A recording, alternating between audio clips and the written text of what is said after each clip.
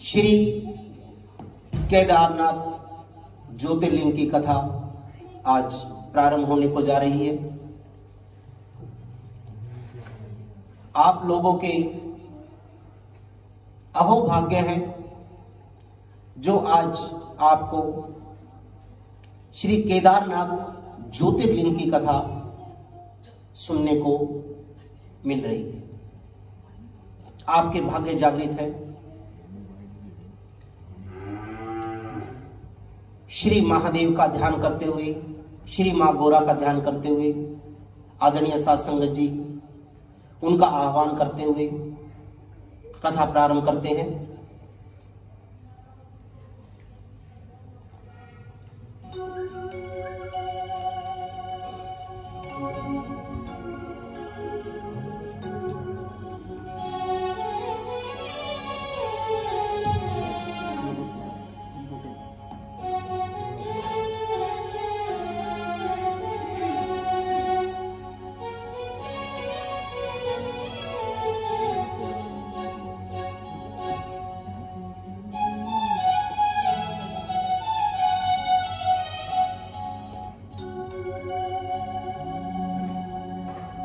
श्री केदारनाथ कथा प्रारंभ होने को जा रही है कि भगवान कैसे पहाड़ों के बीच में आए, किसने उनको बुलाया, क्यों उनको आना पड़ा, कैसे उनका केदारनाथ नाम रखा गया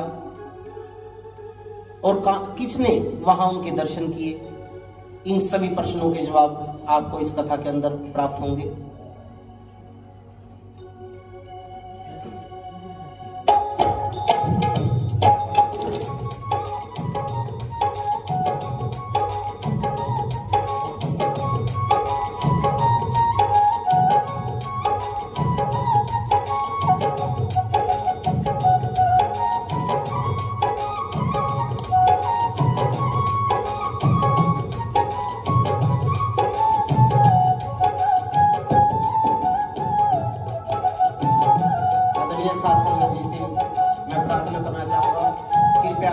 तालियों की सेवा देते हुए कथा का आनंद उठाइए। तालियों की सेवा देते हुए जयकारा कैलाशपति हर हर महादेव। केदारनाथ जी की कथा में गाऊं, केदारनाथ जी की कथा में गाऊं, केदारनाथ जी कथा में गाऊं, केदारनाथ जी की कथा में गाऊं। ऋषभ रूप में आए भोले, ऋषभ रूप में आए भोले, ऋषभ रूप में आए भोले, भक्तों सुनाऊं। केदारनाथ जी की कथा में गाऊं, केदारनाथ जी की कथा में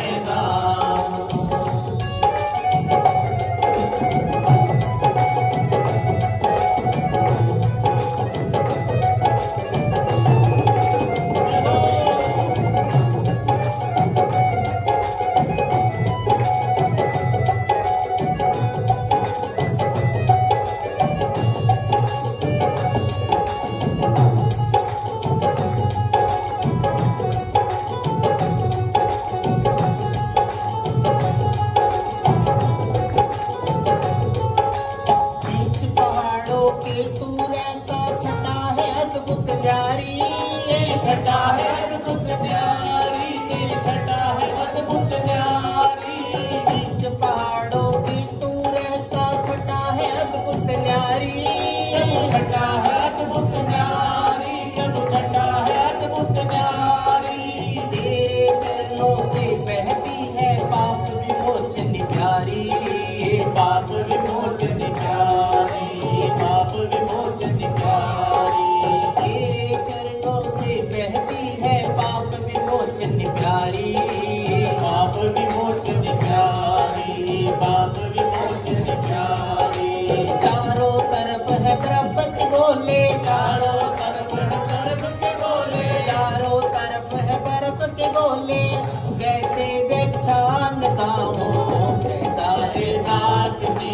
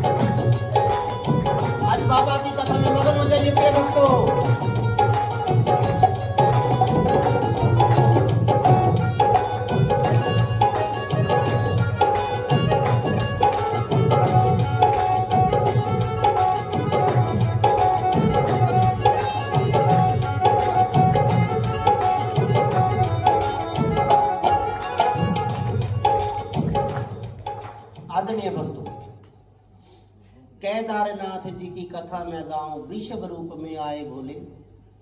वृषभ रूप समझते हो? वृषभ किसको कहते हैं पता है किसी को? नहीं पता? कोई? हाँ, बैल को। कि बैल रूप में आए बोले। भक्तों सुना, केदारनाथ के अंदर अगर कोई गया है तो वहां शिवलिंग नहीं है, वहां शिवलिंग की पूजा नहीं होती, शिवलिंग नहीं है वहां। वहां जो ज्योतिमय स्वरूप है वहां कुछ अलग दृश्य है, वो अभी आगे कथा में आपको सुनाया जाएगा कि वहां शिवलिंग नहीं है।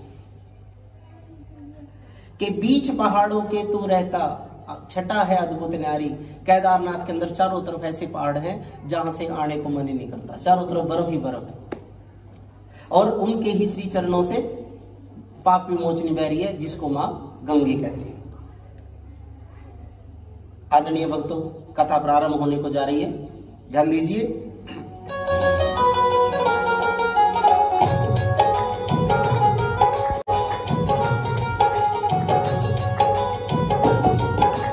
धर्म नाम के ऋषि हुए हैं ब्रह्मपुत्र अवतारी। ब्रह्मपुत्र अवतारी, ब्रह्मपुत्र अवतारी। धर्म नाम के ऋषि हुए हैं ब्रह्मपुत्र अवतारी। ब्रह्मपुत्र अवतारी, ब्रह्मपुत्र अवतारी। उनकी पत्नी मूर्ति थी दक्ष की भी महतारी। दक्ष की भी महतारी, वो दक्ष की भी महतारी। उनकी पत्नी मूर्ति थी दक्ष की भी महतारी। दक्ष की भी महतारी, दक्ष की भी महतारी। वो दोनों वन में रहते, वो दोनों वन में रहते, वो दोनों वन में रहते। कथा को आगे बढ़ाऊं, केदारनाथ जी की कथा में गाऊं। केदारनाथ जी की कथा में गाऊं। ऋषभ रूप में आए भोले, ऋषभ रूप में आए भोले, ऋषभ रूप में आए भोले। तुमको सुनाऊं केदारनाथ जी की कथा में गाऊं। केदारनाथ जी की कथा में गाऊं।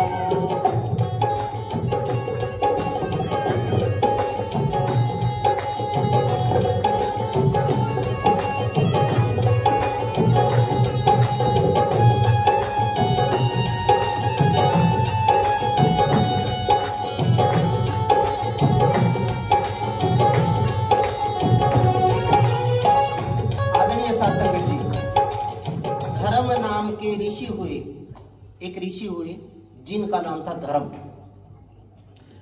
जो कि ब्रह्मा जी के मानस पुत्र थे। उनकी पत्नी का नाम हुआ मूर्ति, जो दक्ष की पुत्री थी। उन दोनों की शादी हो गई और दोनों पति पत्नी वन के अंदर रहने लगे। इसको लेके जाओ, पीछे लेके जाओ। इन बच्चों को शांत करो बेटे, उधर ले जाओ, परली साइड चले जाओ। आदरणीय भक्तों, दोनों पति पत्नी वन के अंदर रहने लगे, लेकिन सब सुख शांति होने के बावजूद भी उनके पास संतान नहीं थी। माता पिता को, स्त्री पुरुष को संतान का दुख सबसे बड़ा दुख होता है। जब संतान नहीं हुई तो उन दोनों पति पत्नी ने एक संकल्प लिया। क्या?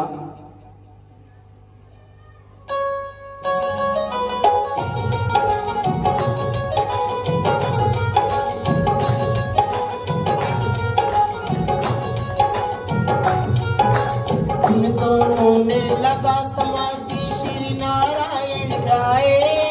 श्री नारायण गाए, श्री नारायण गाए। उन दोनों ने लगा समाधि, श्री नारायण गाए।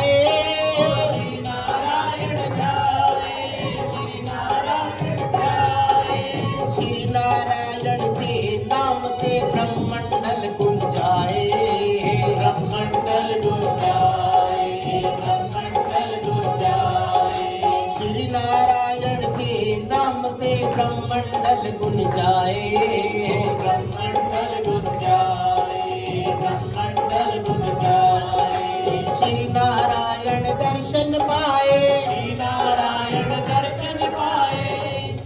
आदरणीय भक्तों कि उन दोनों ने लगा समाधि श्री नारायण ध्यान।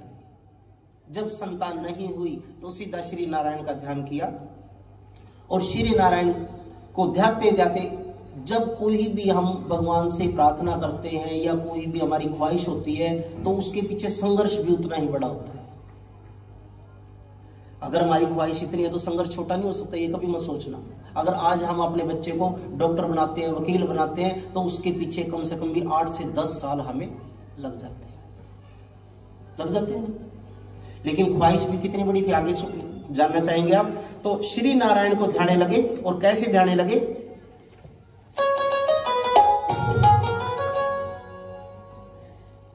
श्री विष्णु नारायण तव शरणम, श्री विष्णु नारायण तव शरणम, श्री विष्णु नारायण तव शरणम, श्री विष्णु नारायण तव शरणम, श्री लक्ष्मी पताये तव शरणम, श्री लक्ष्मी पताये तव शरणम।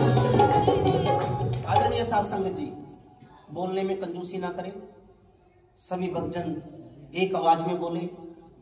अगर हमारे घर के अंदर अन्न, धन, पुत्र, परिवार की कोई भी कमी है तो आप नारायण भगवान से इन मंत्रों के द्वारा मांग सकते हो।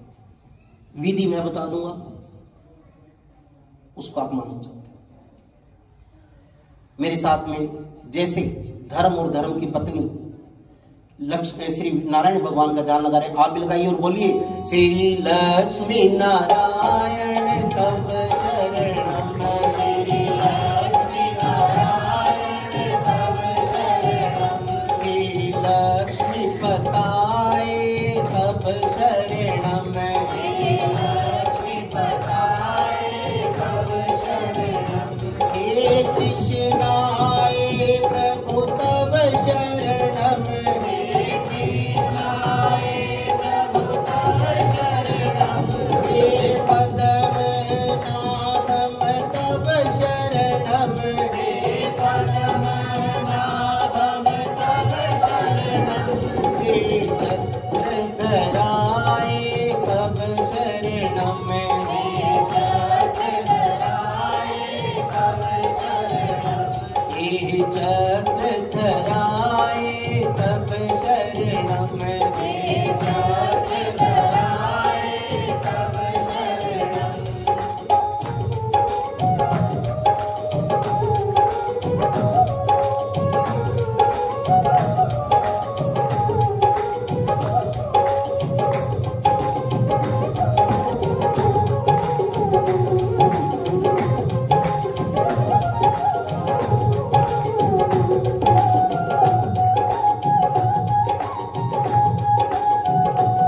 आदरणीय साध संगत जी, आपको नारायण भगवान का ध्यान करने में थोड़ा आसानी हो जाएगी। उनका जो स्वरूप है वो चतुर्भुज स्वरूप है। सोने का उनका सुदर्शन चक्र है, सोने के उनके बाजूबंद है, सोने का मुकुट है, और गले के अंदर सोने के आभूषण है। पीले वस्त्र डालते हैं श्री भगवान।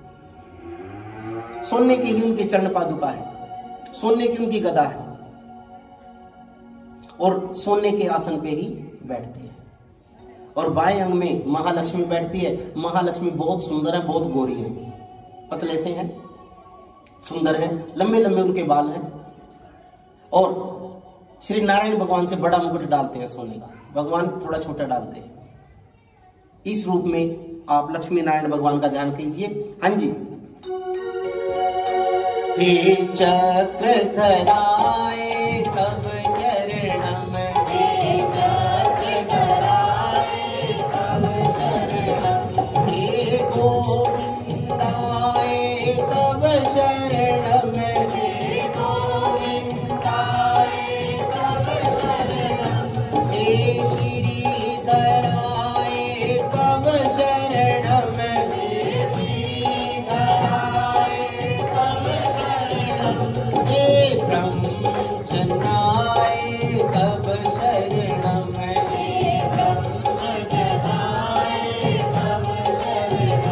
हे ब्रह्मजनाय तव शरणम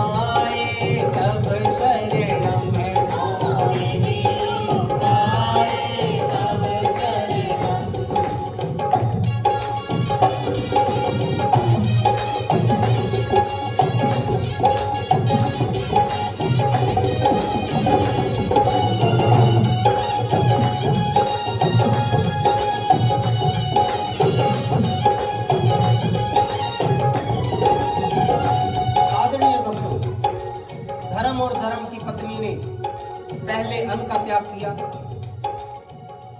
फूल पत्तों पर रहे, फिर उन्होंने जल का त्याग कर दिया। जल का त्याग करने के बाद सिर्फ हवा हवा में एक टांग पर खड़े होकर के, नतमस्तक होकर के ऐसे श्री नारायण भगवान को एक चित होकर के ध्यान लगे। भगवान को कोटि कोटि नमन करने लगे कि हे प्रभु, हे स्वामी, हमसे ऐसी कौन सी गलती होगी जो आप दर्शन नहीं देते। भगवान को याद करते हैं और दोबारा से कोटि कोटि बुला रहे हैं, हे नीले कंठम तव शरणम, हे नीलकंठम तव शरणम, हे स्वर्ण धारी तव शरणम, हे स्वर्णधारी तव शरणम, हे कच्छप